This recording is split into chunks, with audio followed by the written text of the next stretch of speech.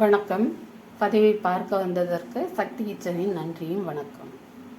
இன்றைக்கி என்ன செய்ய போகிறேன்னு பார்த்தீங்கன்னா, காலை டிஃபன் ஒரு ஆளுக்காக காலை டிஃபன் செய்ய போகிறேன். அது எல்லாருக்கும் தெரிஞ்சது தான். இது அரிசி பருப்பு இதெல்லாம் போட்டு அடை சுடுவோம் இல்லையா. நான் வீடியோ போட்டிருக்கேன் ஏற்கனவே. அரிசி பருப்புலாம் போட்டு அடை போட்டு வீடியோ போட்டிருக்கேன். இப்போ நான் எனக்கு கொஞ்சம் மாறுபாடாக இருக்கட்டும், நம்ம ஸ்டார்டிங்லேயே இந்த சிறுதானியங்களை சேர்த்துக்கிருவோம் அப்படின்னு சொல்லிட்டு இப்போ இந்த கம்பு இதெல்லாம் சேர்க்க ஆரம்பிச்சிருக்கேன். ஒரு நேரத்துக்கு ராகி புட்டு கடையில் தான் வாங்கி தரும் என் பையன், என்னால் முடியலை செய்கிறதுக்கு. ஒரு நேரம் கம்பு சோறு, ஒரு நேரம் மதியம் மட்டும் பையனுக்கும் எனக்கும் சாப்பாடு. இன்றைக்கி பையன் ஊருக்கு போயிருக்கிறதுனால இந்த வீடியோ போட்டுருவோன்னு சொல்லிட்டு ஒரு அடை செய்ய போகிறேன். வேகமாக சொல்லிடுறேன். இதுக்கு ராகி மாவு எடுத்துருக்கிறேன். ஒரு 150 கிராம் இருக்கும் ராகி மாவு. அப்புறம் கடலைப்பருப்பும் துவரம்பருப்பும் ஒரு 25 கிராம், அவ்வளோ கூட இருக்காது, கொஞ்சம் கம்மியாக தான் சேர்த்து ஊற வச்சுருக்கேன். ஊற வச்சு கழுவி எடுத்துகிட்டு வந்துட்டேன். நல்லா ஊறிடுச்சு. அப்புறம் பார்த்திங்கன்னா உளுந்து, அது ஒரு 20 கிராம் இருக்கும், அதையும் ஊற வச்சு கழுவி எடுத்துட்டேன். அப்புறம் அதுக்கு கொஞ்சம் தேங்காய் துருவல் எடுத்திருக்கேன், கொஞ்சம் வெங்காயம் எடுத்திருக்கேன் நறுக்கி, உப்பு, வத்தல். சோம்பெல்லாம் போடுவாங்க. சோம்பு அப்படியே இது வெளியிலேயே பாக்கெட்டோடு இருக்கிறதுனால அப்படியே எனக்கு நாள் பட ஆகுது, அதை காலி பண்ண முடியாததுனால புழுக்கூடு பிடிச்சிருச்சு.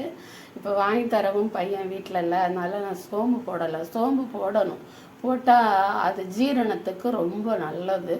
அது போடாமல் தான், ஏன்னா பருப்பெல்லாம் சாப்பிட்றோம், அதனால் போட முடியல என்னால்.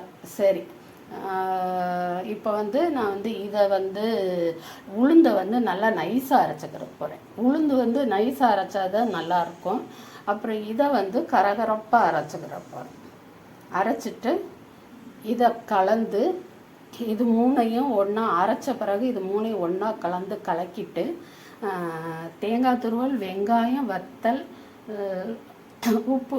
உப்பு அரைக்கும்போது போட்டுடலாம். தேங்காய் துருவல், வெங்காயம், மிளகாய் வத்தல் இதெல்லாத்தையும் போட்டு வதக்கி, கொஞ்சமாக எண்ணெய் விட்டு வதக்கி இதில் கலந்து அப்படியே நம்ம அடையாகவும் வறுக்கலாம், தோசையாகவும் செய்யலாம். சரி, நான் இதை இப்போ இந்த உளுந்தையும் பருப்பையும் அரைச்சிட்டு வந்துடுறேன். இப்போ பார்த்தீங்கன்னா இந்த ராகி மாவை நான் நல்லா கரைச்சிட்டேன்.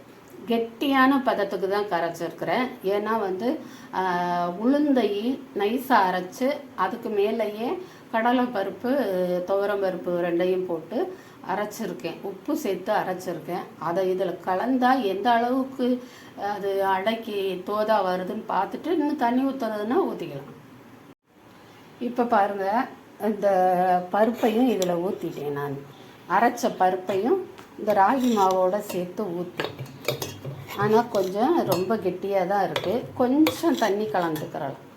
கொஞ்சம் போல், இவ்வளோ கெட்டி வேண்டியதில்லை, கொஞ்சம் போல் தண்ணி கலந்துக்கிறலாம். நான் அரைச்சதே இந்த ஜாரில் தான் அரைச்சேன், சின்ன ஜாரில் தான் அரைச்சேன். அவ்வளோதான் அது இருந்தது, கொஞ்சம் கொஞ்சம் தானே. இப்போ சட்டியை காய வச்சுருக்கேன், வடைச்சட்டியை காய வச்சுருக்கேன். ஸ்டவ் பற்ற வச்சுட்டேன். இதில் எண்ணெய் ஊற்றி இந்த பொருட்களை போட்டு வதக்கிக்கிறலாம். வெங்காயம், கடலைப்பருப்பு, வெங்காயம், இன்னும் தூக்க கலக்கம் போகலை எனக்கு. வெங்காயம், மிளகாய் வத்தல், தேங்காய் இதெல்லாம் போட்டு வதக்கிட்டு உங்கள்கிட்ட காமிக்கிறேன். கொஞ்சம் கடுகு, உளுந்து, அதுக்கப்புறம் மிளகாய் வத்தல், அப்புறம் வெங்காயம், அப்புறம் தேங்காய் துருவல் இதெல்லாம் போட்டு வதக்கி இதில் போட்டுட்டேன்னா அந்த இது சட்டி தாளித்தது செருமல் வருது. இதுக்கு பேர் இருமல் இல்லை, செருமல்னு சொல்லுவாங்க. நிஜமாகவே தான், விளையாட்டுக்கு சொல்ல, செருமுறாங்கன்னு சொல்லுவாங்க. சரி, இப்போ நான் அடை எதில் சுட போகிறேன்னு பார்த்தீங்கன்னா, மாவில் தான், அரைச்ச மாவில் தான் சுட போகிறேன். ஆனால் பாத்திரம் எதில் சுட போகிறேன்னு பார்த்தீங்கன்னா இதிலே தான் சுட போகிறேன்.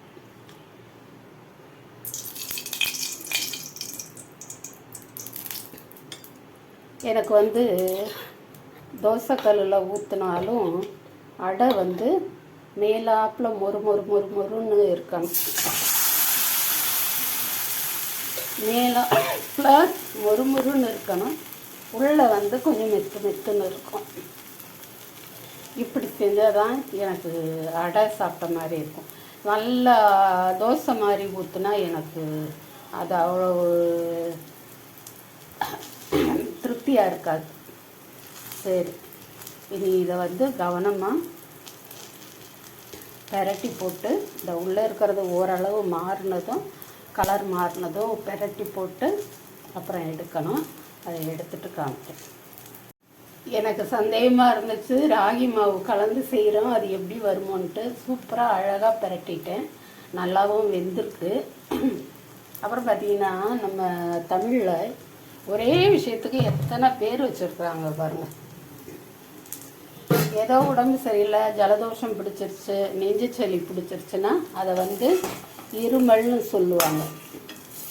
இந்த மாதிரி புகை வந்து வர்ற மாதிரி நம்ம ஏதாவது செஞ்சோம்னாக்கா அப்போது இந்த மாதிரி வர்றதுக்கு பேர் செருமல்னு சொல்லுவாங்க. எனக்கு இன்னும் அந்த புகைச்சல் அடங்கலை.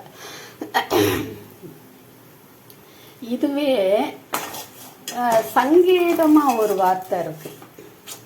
யாராவது எதையும் சொல்லக்கூடாது, ஒருத்தர்கிட்ட பேசிக்கிட்டு இருக்கிறோம், அவங்கக்கிட்ட ஒரு விஷயத்த சொல்லக்கூடாது, ஆனால் நம்ம சொல்லிடுவோமோங்கிறத நிப்பாட்டுறதுக்காக இன்னொரு நபர், நம்ம வீட்டில் இருக்கிற இன்னொரு நபர் என்ன செய்வாங்க அப்படின்னு செஞ்சு காமிப்பாங்க. அதுக்கு பேர் வந்து கணக்கிறதுன்னு சொல்லுவாங்க. கணக்கிறா அப்படின்பா. சிரிச்சா கூட கணக்கிறான்னு சொல்லுவாங்க. சிரிச்சா பெண்கள் சிரிச்சாக்க ஒரே கணைப்பு வேண்டி கிடக்கு அப்படின்னு சொல்லுவாங்க. பொம்பளைங்க சிரிக்கக்கூடாதான், அதுக்கு அப்படி ஒரு பேர். ரொம்ப போர் அடிச்சிட்டனோ, இதில் கொஞ்சம் நின்று குறிச்சோ அடியில் உள்ளது.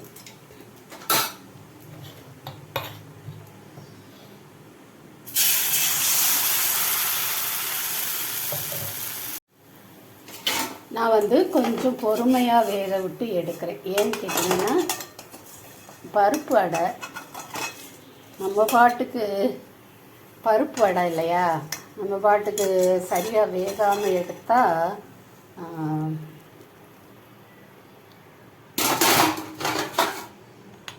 வேகாமல் எடுத்தோம்னாக்கா அப்புறம் ஜீரணம் ஆகாது.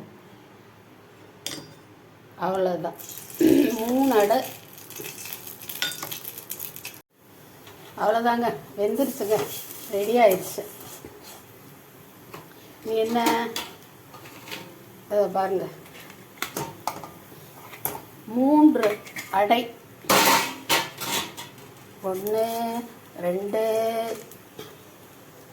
3 3 அடைகள், 3 அடை, மூவடை. ஆடாடாடாடாடா, மூவடை பாவாடைன்னு சீக்கிரம் வீடியோ முடிச்சுட்டு கடை சாத்திட்டு கிளம்புன்னு சொல்கிறது காதில் கேட்குது. இருந்தாலும் நாய் வள நிமித்த முடியுமா சொல்லுங்கள். அதை இப்போல்லாம் நிறைய இந்த சத்து மாவுகளில் அடைகள் தோசைகள் எல்லாமே செஞ்சு காமிக்கிறீங்க. அது சூப்பராக இருக்குது, சந்தோஷமாக இருக்குது. அதை ரெகுலராக மாற்றிக்கிறணும். ஒரு நாள் வீடியோவுக்கு செஞ்சுட்டு விட்டுறக்கூடாது. எனக்கு வந்து 70 வயசுக்கு பிறகு இந்த ஞானம் வந்திருக்குது. 70 இல்லை 60 தான், 10 வயசை கூட்டிட்டேன் நான். ஞானம் வந்திருக்குது. இந்த அடை தோசை உங்களுக்கு பிடிச்சிருந்துச்சுன்னா சாப்பிட்டா தான் பிடிக்கும் இல்லையா. நம்ம வீட்டுக்கு சாப்பிட வாங்க. புதுசாக வர்றவங்களாக இருந்தால் ஒரு சப்ஸ்கிரைப் பண்ணிவிட்டு, லைக் பண்ணிவிட்டு, ஷேர் பண்ணிவிட்டு, ஒரு கமெண்ட்டு என்கிட்டயும் நேரடியாக கூட வந்து சொல்லலாம், இல்லைன்னா கமெண்ட் பாக்ஸில் சொல்லுங்கள். சமைச்சு ஷேர் பண்ணுங்கள், லைக் பண்ணி சாப்பிடுங்க, சந்தோஷமாக கமெண்ட் பண்ணுங்கள், சப்ஸ்கிரைப் பண்ண மறக்காதீங்க. அடுத்த வீடியோவில் உங்களை பார்க்க நான் ஆவலாக இருக்கிறதுனால பெல் பட்டனை கிளிக்கிருங்க. இந்த வீடியோவை நீங்கள் பார்த்ததுக்கு மிக்க நன்றியும் சந்தோஷமும். அடுத்த வீடியோவில் பார்ப்போமா? வணக்கம். நமக்கு இது டெக்கரேஷன் பண்ணி காமிக்கிறதெல்லாம்